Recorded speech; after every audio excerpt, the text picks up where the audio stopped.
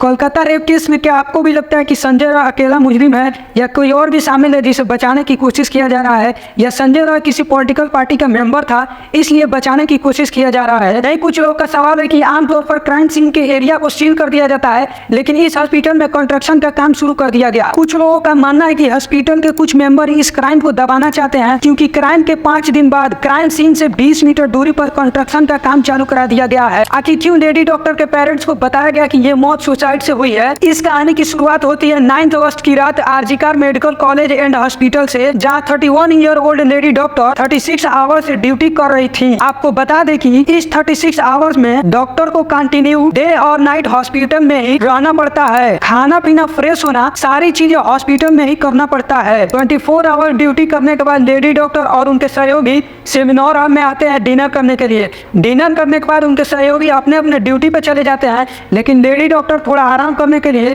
Seminar hall में रुक जाती हैं। लेकिन इसी बीच संजय रॉय करीब 1 बजे करीब में हॉस्पिटल वापस पहुंचता है। आपको बता दें कि इस क्राइम को अंजाम देने से पहले 11 बजे संजय रॉय हॉस्पिटल आया था और लगभग आधे घंटे तक रुका था। लेकिन इस बार जब संजय रॉय 1 बजे हॉस्पिटल में एंट्री करता है तो 4:35 पर हॉस्पिटल से बाहर निकलता है। इसी बीच लेडी डॉक्टर का रेप करके मर्डर कर दिया जाता है। ये दोनों हस्बैंड वाइफ अंदर जाते हैं सेमिनार रूम में और ये पापा अपने dead body of the girl जिसके मुंह में खून था फोटो खींच के लाके मुझे दिखाते हैं।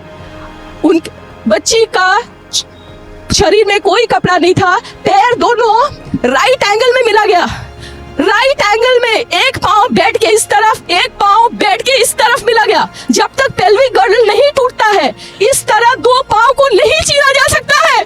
जिसके बाद लेडी डॉक्टर के पेरेंट्स को 3 घंटे तक वेट कराया जाता है। लेडी डॉक्टर के बॉडी को देखने तक नहीं दिया जाता है। सबसे शर्म की बात तो यह है कि उस कॉलेज के प्रिंसिपल ने बिना किसी इन्वेस्टिगेशन के डायरेक्ट कह दिया कि उस डॉक्टर को साइकोसिक नाम का मेंटल बीमारी थी, जिस वजह से उस लेडी डॉक्टर ने सुसाइड किया। लेकिन जब ये बात हॉस्पिटल के और डॉक्टर स्टूडेंट तक पहुंची तो वो तुरंत प्रोटेस्ट करने लगे, जिसके बाद ये मुद्दा पूरे देश में वायरल हो गया। जिसके बाद पोस्टमार्टम रिपोर्ट ने क्लियर कर दिया कि ये सुसाइड नहीं मर्डर है। जिसके बाद पुलिस वालों ने इन्वेस्टिगेशन किया तो पता चला कि 1 बजे करीब में संजय नाम रॉय का व्यक्ति हॉस्पिटल में इंटर किया था। सेमिनार हॉल में पुलिस को एक ब्लूटूथ डिवाइस मिली जिसे कनेक्ट करने पे डायरेक्ट संजय रॉय के फोन से कनेक्ट हो गया। जिसके बाद पुलिस ने संजय रॉय को तुरंत अरेस्ट कर लिया। आखिर ये संजय रॉय है कौन और किसी भी तरीके से हॉस्पिटल से कनेक्टेड था ही नहीं, तो इसे इतनी रात को हॉस्पिटल में एंट्री कैसे मिल गई और सिक्योरिटी गार्ड ने इसे रोका कि नहीं? संजय रॉय के खिलाफ पहले भी कई मामले सामने आए थे। एक महिला ने लाल बाजार पुलिस स्टेशन में रिपोर्ट दर्ज कराई थी कि संजय रॉय 3 महीने से उसे कॉल करके परेशान कर रहा है। उस महिला का कहना था कि मेडिसिन खरीदने के बहाने आरजीकर मेडिकल हॉस्पिटल में से ही उस महिला से कांटेक्ट किया था और रिसिप्ट से नंबर चुराया था और उसे बार बार कॉल करके मिलने के लिए टॉर्चर कर रहा था। जब संजय रॉय को अरेस्ट किया गया तो उसके फोन से पोर्नोग्राफिक कंटेंट मिले